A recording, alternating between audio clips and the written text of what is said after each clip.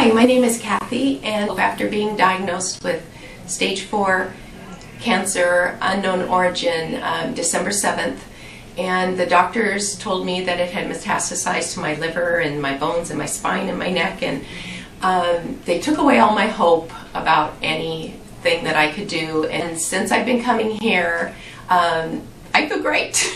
I went to the Grand Canyon 2 weeks ago and hiked all around. I don't have the pain anymore in my spine.